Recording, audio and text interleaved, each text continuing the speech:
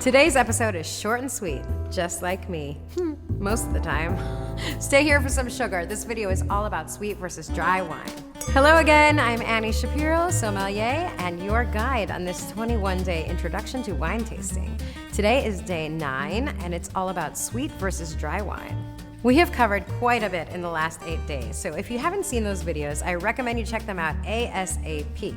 And remember to subscribe and enroll. Both links are down below to get a heads up on when I release a video every Thursday and what we're drinking, what we're tasting, and what we're talking about. Let's get started. Today is packed with flavor. We are drinking a Chardonnay from Russian River Valley, California, and I brought a ton of things to taste and smell, all notes of this particular style of Chardonnay, including bananas, white grapes, caramel candies, butterscotch pudding, and toasted nuts. I also brought a can of Sprite. You may be asking yourself, what's that all about? Be patient. In the meantime, pour yourself a glass of wine. Let me know in the comments if you're drinking Chardonnay or whatever else you're drinking. So we talked about color and consistency and what your eyes can tell you. And then we talked about aroma. How intense are the scent notes of the wine? And is it a complex nose or more straightforward? It's about time we finally taste the wine, right? But before we do, or before you do, I want to talk about sugar. So my students ask me all the time, how do you tell if a wine is sweet or dry? For example, this Chardonnay, which has been aged in oak barrels from California, smells really sweet. I can even identify notes of butterscotch and caramel distinctively on the nose. This is Raeburn Russian River Valley Chardonnay 2017. This style is what you might refer to as typical California Chardonnay. So what does that mean? It means big, ripe, juicy grapes, a sunny climate, and that the wine is aged in oak barrels. Now, California Chardonnay as a term is a huge generalization. There are a ton of growers and wine producers out there making fresh, clean, gorgeous, unoaked Chardonnays. This style is simply the most predominant on the market. Love it or hate it, one thing is for sure. This wine smells like butterscotch, but it is not a sweet wine. When we describe a wine as sweet or dry or somewhere in between, we are talking about sugar. How much sugar is left over in the wine after alcoholic fermentation? The more sugar is left over, the sweeter it will taste. Dry is simply the opposite of sweet on the sugar spectrum. Quick science lesson for those who missed it. During alcoholic fermentation, yeast eats sugar and produces alcohol and carbon dioxide. The longer you let it ferment, the drier the wine will be until all of the sugar is gone. And if you put a cap on it, it will be bubbly, like champagne. Yeast likes it hot, also like me.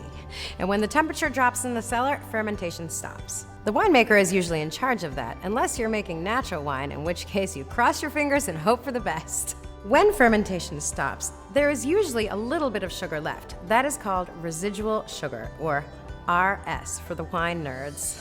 The only way to make a wine sweeter is to add sugar back in after fermentation until you get the desired level of sweetness. This is something they do in champagne and champagne-style sparkling wines. There are even regulations about how much residual sugar there can be in wines labeled brut or demi-sec or extra dry. We know that our sense of smell affects our ability to taste, but the sensation of sweetness on the palate is actually a physio-chemical reaction. It's not a flavor. Taste buds pick up on sugar, our noses pick up on sweet aromas. These aromas come from a combination of ripe grapes and aging in new oak barrels, which can impart notes of butterscotch or toasted nuts. But on the sugar spectrum, this wine doesn't come anywhere close to Sprite or even grape juice. Okay, you get it, but this wine still seems sweet to you when you drink it. That is because you can smell all of this ripe fruit and candy and you associate that with sweetness. Here is my suggestion. Crack open a can of Sprite or get a glass of grape juice or apple juice. These are unquestionably sweet and sugary beverages. Then compare the taste, not the smell, to this wine.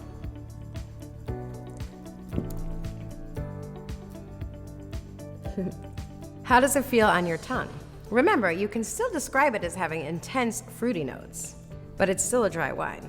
Sauvignon Blanc is another great example. In New Zealand, they are famous for producing these big, beautiful, fruity Sauvignon Blancs. They are just bursting with pineapple aromas.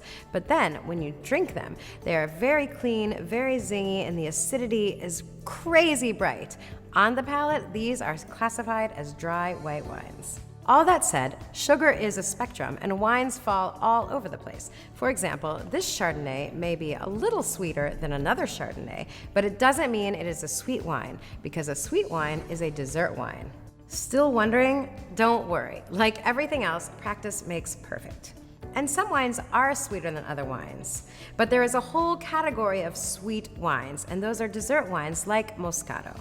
Just remember, sweet, fruity aromas do not necessarily mean a sweet wine. And if you're still wondering, compare it to a Sprite. On that note, I will leave you to meditate over your sweet or not sweet beverages and see you next Thursday. As usual, don't forget to subscribe and enroll so you can stay up to date on what we're drinking, what we're tasting, and get a copy of the class notes. It's free. See you next time.